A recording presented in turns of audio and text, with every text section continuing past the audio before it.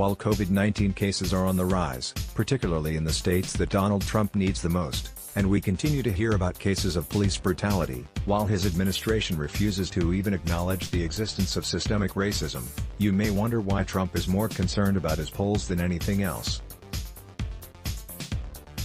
After all, it's the only thing his campaign has really taken any action on, while everything else is just something for him to rant about on Twitter.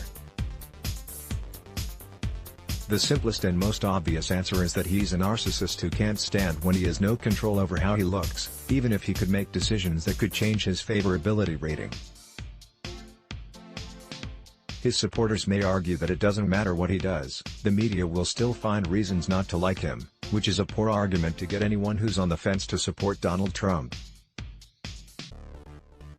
Historically, however, there's good reason for Donald Trump to be anxious about his poll numbers.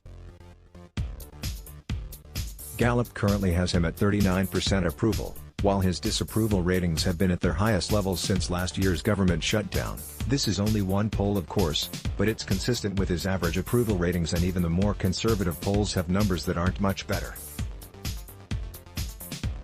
The other problem is that the Gallup poll ratings in June tend to be fairly reflective of the election's outcome.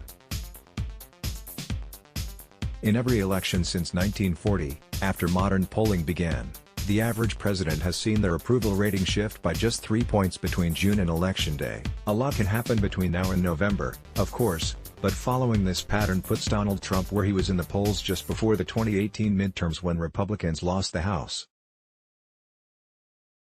Trump would need 10 points just to reach a positive net approval rating, something that puts him in a weaker position than any modern president seeking re-election. So he is right to be anxious, but this can only happen if we vote in record numbers to take back the White House and Congress on November 3rd.